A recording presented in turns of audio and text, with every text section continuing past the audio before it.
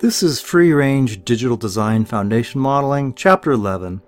What we're going to look at in this chapter is circuit forms, and circuit forms roughly means we have different ways to model circuits in equation form.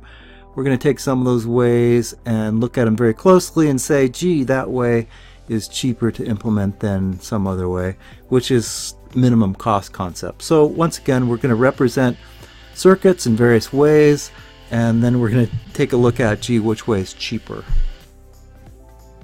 So the notion of circuit forms comes from, as you've seen already, there's just a whole bunch of different ways to model a digital circuit. Now all these ways are typically functionally equivalent, but they're different all the same. So oftentimes there's going to be one of these ways that's going to be cheaper to implement the circuit than in another way, and that's what we refer to as minimum cost concepts. So we have all these different standard forms that we want to take a look at.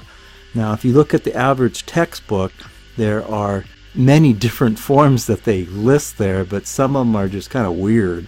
And what we want to do in this textbook or in this chapter is simply take a look at 8 standard forms. I refer to them as standard forms. And 4 of those forms are quite useful. 4 of those forms are pretty much an academic exercise. I refer to these as standard circuit forms simply because they're very easy to generate from our 2 standard forms, which is SOP form and POS form. So I don't really have to memorize anything. Simply I need to set it up and then keep applying De Morgan's theorem to these equations, and that's going to give me the 8 forms. So nothing to memorize, becomes an exercise in applying De Morgan's theorem. Not a real big deal. One of the things we don't really cover in this book is the notion of reduced circuit forms. We don't cover it in there as kind of a low-level issue. Typically other books cover it in detail, and they give you these equations to reduce ad nauseum, and it doesn't really prove anything. It's not really digital design, particularly because the best way to reduce a circuit or an equation is to use a computer. Now there's computer software out there, tons of it on the internet. It's going to do a way better job than you, and that's what you should use. Now here's an example of 2 forms here. This is compact SOP form, so it's compact minterm form. And if I were to implement the circuit in the way I've been implementing circuits, I'd have 1, 2, 3, 4, 5, 6, 7, 8, 9. I'd have 9 AND terms. Each of them have 4 inputs, and it would just be a disaster. So if I plug these into the right piece of software, it will actually kick out this form here, which is a reduced form. So these are equivalent forms. They're functionally equivalent. This is referred to as a reduced form. Certainly there's only 3 AND terms in there, which is a lot less than 9 AND terms. So this is a reduced form. If you ever have to reduce a circuit, we didn't really talk about it too much. I'd say go get a piece of software. Let it do the work for you. We will use this reduced equation to generate our 4 forms based on SOP. So this is an SOP expression here. Let's crank this out and generate some standard forms on this. The key here is to notice that this is our first form, which we'll call AND/OR form, and we've used that term before. Now we're going to essentially add some more terms to that. Okay, so that's our first standard form. To get to our other forms, what we want to do is double overbar this and start De Morganizing it. So after the first application De Morgan's theorem, we'll get this equation. We refer to this as a NAND form. We have AND terms here with an overbar, that's a NAND. Then we got 3 chunks here with overbars over them. 3 things that are being ANDed together with an overbar, that's the outside NAND. So this is a NAND form. So these are probably the most 2 popular forms out there. So let's generate the other forms. So what we're going to do is bring these overbars down. So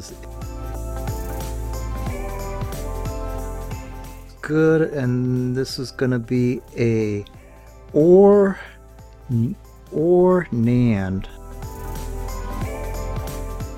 good. Not overly useful, but certainly a valid form out there. So let's take this over bar down one more time. This is going to be A plus C. This is another standard form that we will refer to as OR. These are NOR terms that are being ORed together. If I take this down one more time, AC plus C naught D.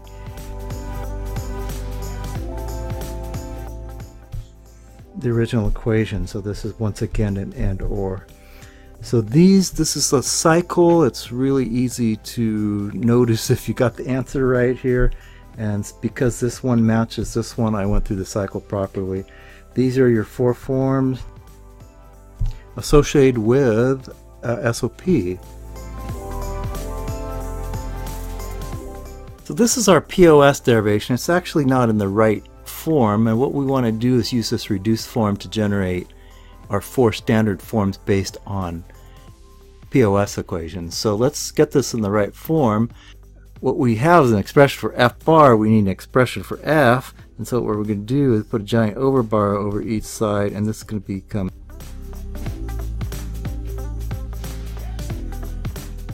okay. And this is our proper form, and this is the classic OR AND form, and this is going to be our starting point. So oftentimes, it just happened that the problem was given in terms of F bar, not always going to be the case. What we need to do is get it into proper POS form, which is our classic AND OR form.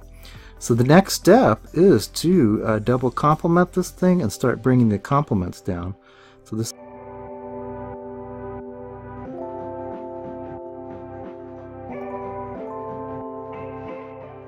is our second form, and this is a NOR form.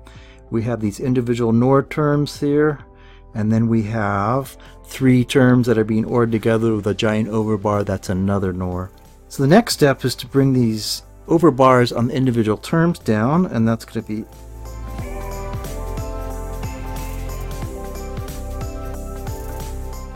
this is the second or third form here. This is an AND NOR form.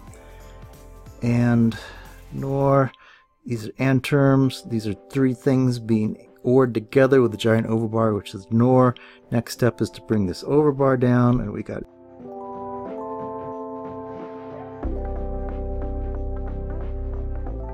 AND NAND form, and that's almost our last equation here. And if we take this down one more time, we get A plus. And once again, this is our OR AND form. Because this is the cycle here, it matches the first one. That means we got the answer right. So these are going to be the 4 forms associated with POS. 3. Certainly these 2 are the most popular. Top 2 most popular. You see them quite a bit. The other 2, I can't really say I've ever seen them ever. There's often the notion of minimum cost concepts associated with circuits, and it's a very generic term as what's the minimum cost.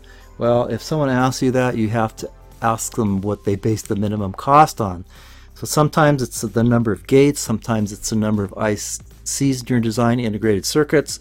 If that's how you're designing your circuit, could be the number of inputs to the gates. It could be the number of extra devices your company has on hand so they don't have to buy them. And there could be some extra logic on a given device that's unused on your board that you can use instead of adding new logic. So we're not going to go too deeply into this. We're just going to take one example here, and this is our example. And so we're going to step through this one by one. I'll do one out loud, then I'll do the other ones very quickly. And so essentially what we have here is the standard 8 forms for a given equation. They're all functionally equivalent, of course, but one might be cheaper. So let's step through this thing. So if I'm looking at this thing, at this equation right here, I see 1, 2, 3 AND gates, 1 OR gate, and I see 2 inverters.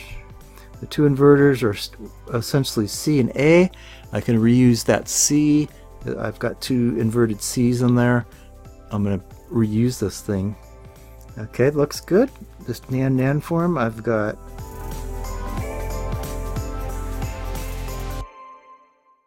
What's a NAND? NAND form, so we got 4 NANDs, and then I got... So these are essentially equivalent forms. Okay, so I'm going to go quiet for these last ones.